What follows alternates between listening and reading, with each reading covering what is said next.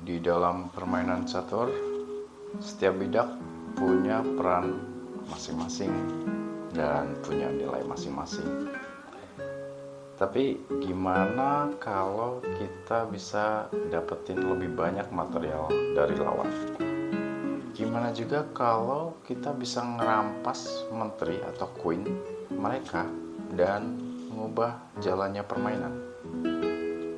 Di video kali ini kita akan belajar seni mendapatkan material dalam permainan catur. Kita akan mulai dari 10 pola yang paling mudah yang sering muncul di permainan nyata. Apa yang akan kita pelajari? Yang pertama tentang cara menemukan peluang mendapatkan bidak lawan, khususnya menteri dalam kasus ini. Lalu teknik jebakan sederhana untuk mengambil menteri lawan, dan prinsip dasar tentang bagaimana memanfaatkan taktik seperti pin, fork, dan skewer untuk memenangkan material. Harap teman-teman ingat, saat lawan kehilangan queen atau menteri, beberapa orang memilih untuk resign atau menyerah, karena bagian dari sportivitas beberapa orang ya. Namun catur bukan hanya tentang menang cepat, tapi juga tentang gimana kita bermain hingga akhir.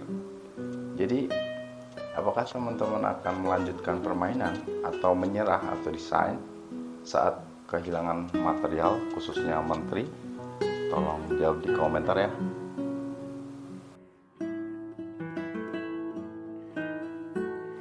Ini adalah pola pertama latihan kita. Kita mulai yang termudah dulu. Temanya adalah mendapatkan material menteri, kalau bisa secara gratis. Nah, kita lihat menteri kita ada di F8. Lalu ada 3 pion hitam di situ, F7, H7 dan G6. Lalu ada raja di F6. Kita juga masih punya pion di D5 dan menteri lawan yang akan menjadi target kita adalah D4. Kita punya raja aman di H2 untuk sementara, di cover oleh 2 pion di situ, G2 dan H3. Lalu lawan juga masih punya 1 benteng di sini di F2. Nah, silakan teman-teman lakukan analisa gimana cara dapetin menteri lawan secara gratis.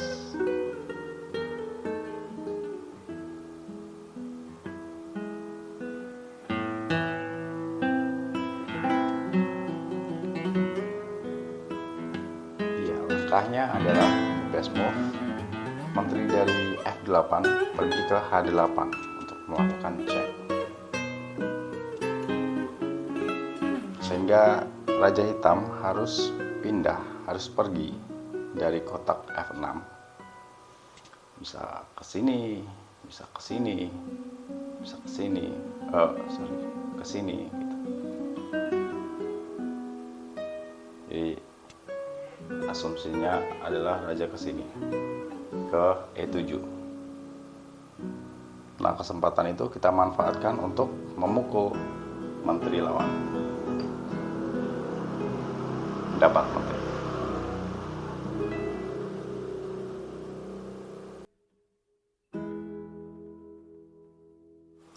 Ya, pola yang kedua, kita lihat putih sudah mendapatkan material 2 pion dan sudah berkorban 2 pion dan 1 kuda di sini dalam posisi ini.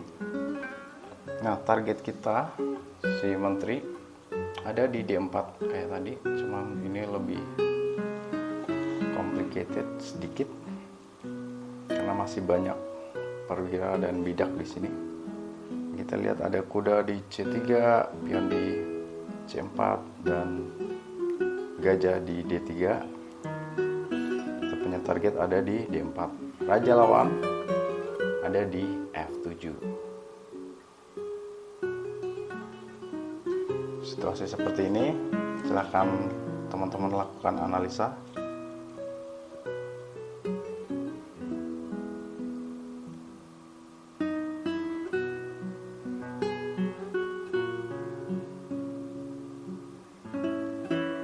posisi yang penting aja yang kita bahas.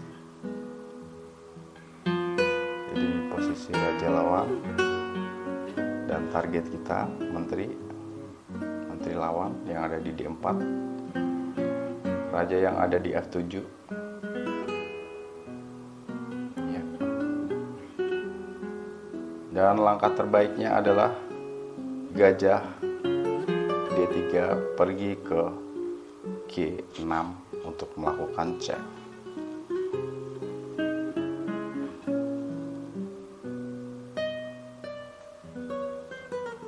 Nah, dalam posisi ini ketika gajah melakukan cek, dia membuka file D di sini.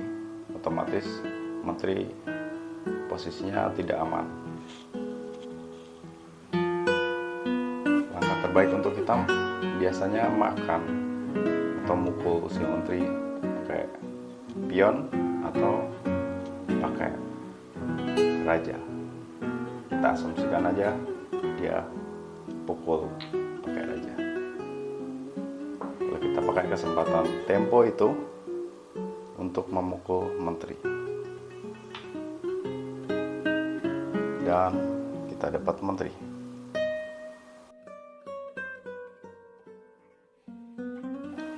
Di posisi ketiga, target kita si menteri hitam, queen, ada di F8, mendampingi raja hitam yang ada di G8.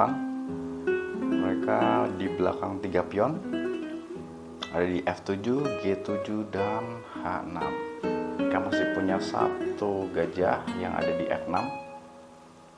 Lalu ada 2 pion di sini, di A6 dan B5. Lalu berhadapan-hadapan, saling mengunci, saling mengamankan.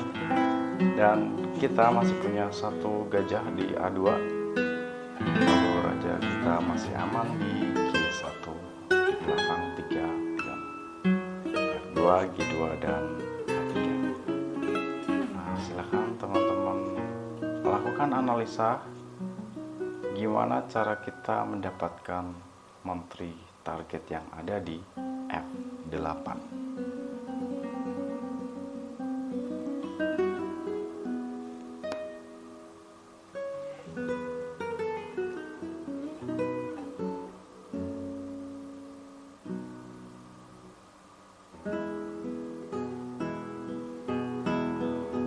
Ya, kalau teman-teman mikir tentang gajah yang ada di A2 untuk pergi ke F7, ya, itu benar.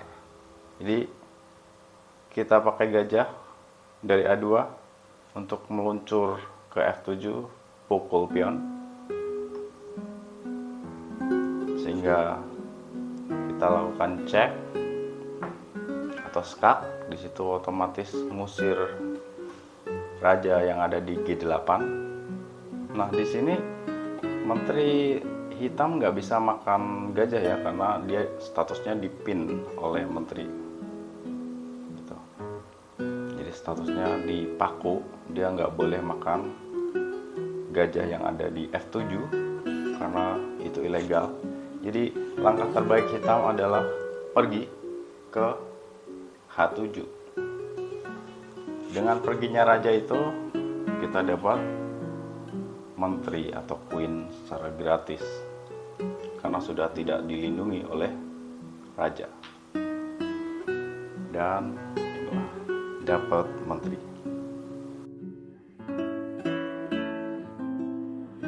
Situasi keempat, kita lihat target kita ada di E8, menteri ada di E8, lalu raja lawan ada di G8.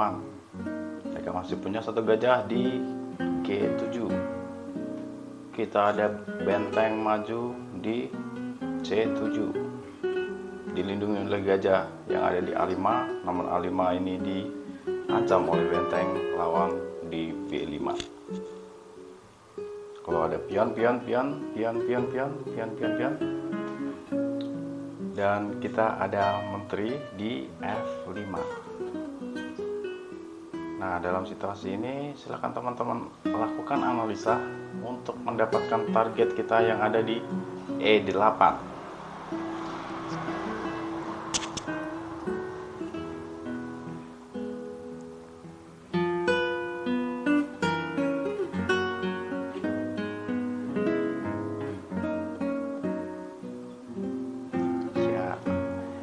benteng C7 pergi ke satu langkah maju, satu langkah ke C8, melakukan pin atau paku. Jadi menteri lawan dipaku, nggak boleh pergi kemana-mana, karena kalau pergi check atau skat. Nah, apapun langkah dari hitam, kita sudah dapat garansi untuk dapat menterinya. Apakah rajanya mau pergi, misal ke H8, ke sini nggak bisa ya, karena bisa cek. Ke sini juga nggak bisa cek, hanya pergi ke sini.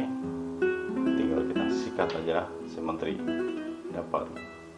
Atau kalau misal hitam memutuskan untuk makan benteng, kita dapat dengan cara makan pakai menteri, dapat queen. Apapun keputusan hitam, kita dapat garansi untuk dapat queen, unggul secara material. 9 poin.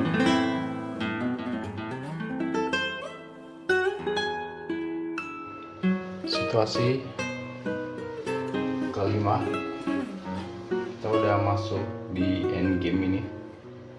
Kita lihat target kita ada di C7, menteri ada di petak C7. Statusnya dipin oleh kita punya menteri di sini. Menteri nggak bisa kemana-mana. Kalau kemana-mana dia akan ilegal karena akan ada cek di situ sekarang. Dan kita punya menteri dilindungi oleh gajah dan pion, sehingga dia nggak bisa makan itu, terlalu beresiko, kecuali mau trade di situ. Dan di belakang itu raja ada di B8 dengan gajah di C8, satu pion di B7, dan masih ada satu pasang pion membentuk satu island di H7 sama G6. Dan kita masih punya satu island juga di pion di A2 dan B3. Silahkan teman-teman melakukan analisa gimana cara dapetin target kita yang ada di C7.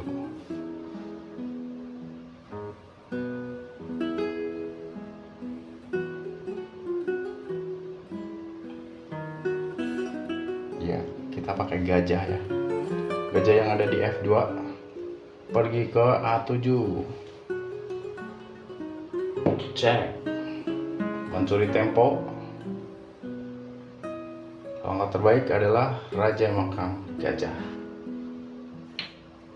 sehingga perlindungan ke menterinya dilepas. Kita langsung sikap dan dapat menteri.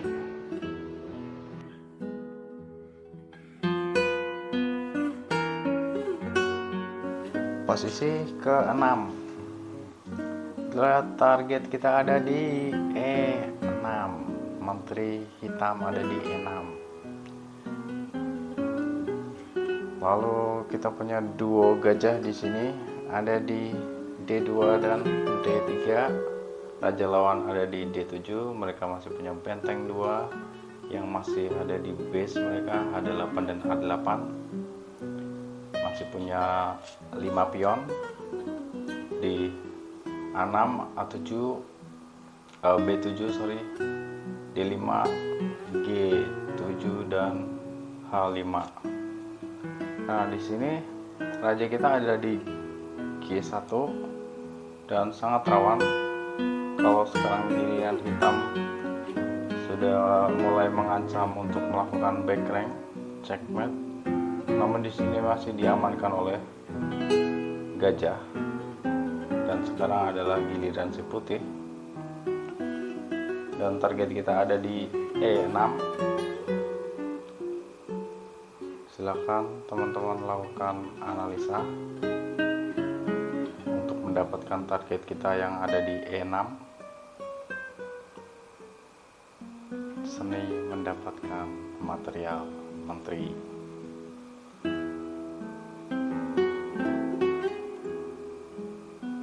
Ya, gajah D3 pergi ke F5 untuk pin si menteri. Dan statusnya dia dilindungi oleh menteri kita yang ada di F7. Dan mau nggak mau, langkah terbaik hitam adalah memukul gajah dengan menteri.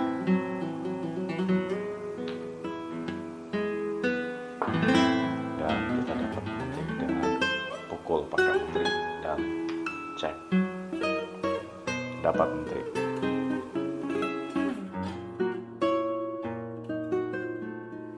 Situasi ketujuh, kita lihat hitam baru ngembangin 2 kuda dan 1 kuda sudah jadi korban.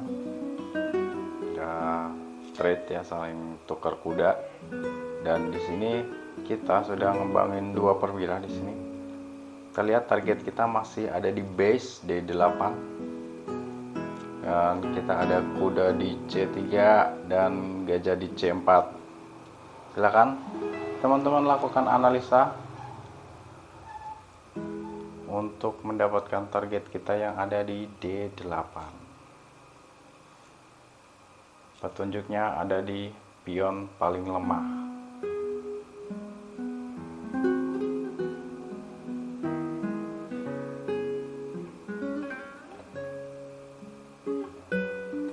Situasi ini Queen dan Queen atau menteri dan menteri ini saling berhadapan ya, bisa saling tukar. Cuman kita nggak mau rugi dengan cara itu. Ya, solusi atau best move-nya adalah gajah C4 pergi ke F7, pukul pion, cek, dan raja mau nggak mau harus makan gajah karena dia nggak bisa ke E7. Di sini ada menteri kita, jadi raja pukul gajah F7 dan dia kehilangan hak untuk castling atau rokade. Nah, kesempatan dapat tempo itu kita manfaatkan untuk pukul menteri dengan menteri, dan kita dapat menteri.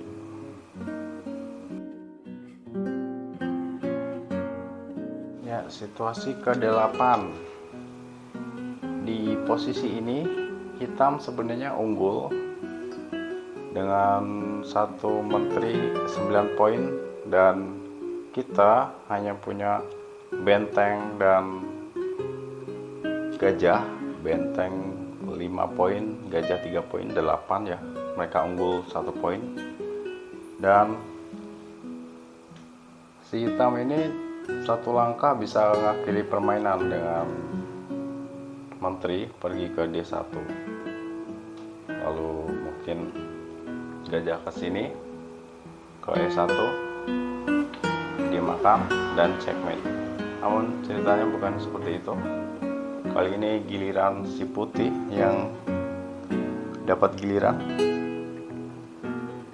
Silakan teman-teman lakukan analisa gimana kita dapetin target kita yang ada di D2. Kita ada benteng di A6 dan gajah di G3. Raja kita sangat terancam sehingga ini harus dimanfaatkan dengan baik. Endgame.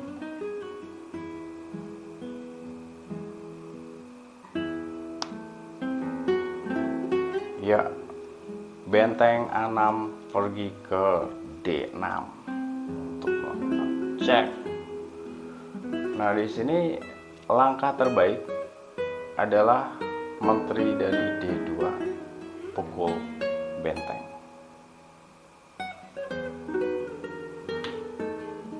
Sehingga karena benteng ini sebenarnya dilindungi oleh gajah, sekarang kita dapat menteri dengan gajah pergi ke D6. Dapat menteri, misi selesai. Untuk situasi selanjutnya ini kita masih masuk di fase opening ya, atau pembukaan, dan saya yakin ini opening dari Scandinavian Defense. Jadi E4 D5, lalu E4 pukul D5, lalu dipukul balik oleh menteri ke D5. Kuda dikembangkan ke C3 untuk ancam menteri, dan menteri mundur ke C6. Kalau teman-teman mengalami situasi kayak gini, kita bisa dapat langsung menteri dan unggul secara material 9 poin. Nah, target kita ada di C6. Silahkan teman-teman lakukan analisa gimana cara dapetin menteri lawan yang ada di C6.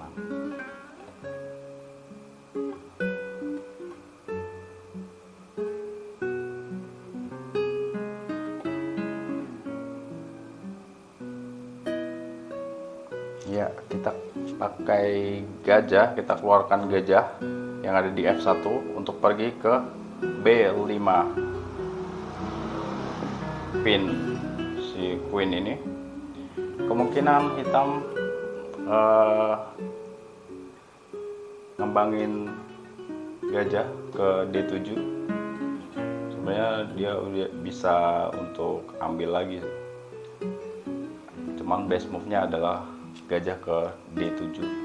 Ya, kita langsung aja hajar, dapat queen 9 poin, dan mungkin mereka bisa pakai kuda, dan hitam dapat 3 poin, 3 dan 9, selisih 6 poin, dan kita unggul secara material.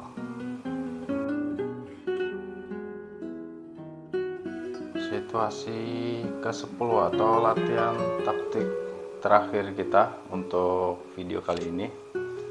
Kita lihat, kita sesekali jadi hitam ya. Jadi posisi kita sekarang jadi hitam, bidak hitam. Nah, si putih udah ngembangin 3 bidak.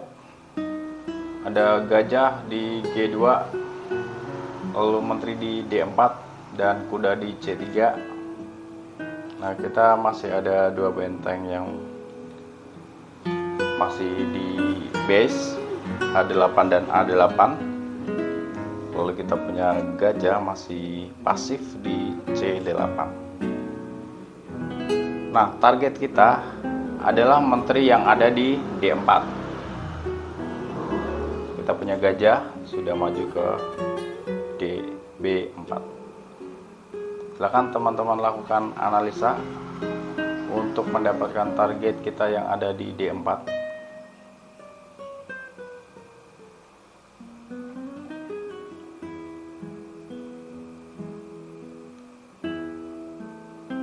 Ya, kita pakai gajah yang ada di B4 untuk pin si menteri, seperti itu. Langkah terbaik hitam ada 2 biasanya.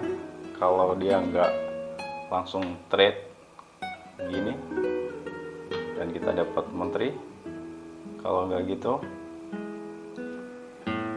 dia bisa sambil kembangin dia punya gajah ke E3. Tetap aja kita dapat material, kita dapat queen. Jadi begitu teman-teman untuk latihan kita kali ini. Latihan kita kali ini yang temanya adalah memahami seni mendapatkan material dalam permainan catur. Di setiap taktik dalam catur seperti alat dalam toolbox ya. Semakin banyak yang kita kuasai, semakin siap kita menghadapi lawan. Ini baru level yang mudah ya, level pertama. Akan ada ratusan pola lainnya yang akan saya buatkan videonya nantinya. Kita pelan-pelan aja dari yang termudah, lalu kita asah terus menerus sampai jadi alami, naluriah, insting gitu, otomatis. Dari yang paling sederhana hingga yang paling susah atau tricky. Nah, coba teman-teman praktekkan 10 pola tadi di papan catur masing-masing ya. Lalu susun posisi dari video yang sudah kita bahas ini di papan catur itu. Cari langkah terbaiknya untuk mendapatkan material, dalam kasus ini menteri atau queen, Ulangi tanpa melihat papan seperti latihan sebelumnya, lalu coba visualisasikan di kepala. Kalau teman-teman ingin tantangan lebih, coba gunakan pola ini di permainan nyata ya, dan lihat apakah teman-teman bisa dapat menteri lawan secara gratis tanpa mereka sadari. Baik teman-teman, jangan lupa subscribe dan lanjutkan ke video berikutnya untuk naik level berikutnya. Terima kasih, salam.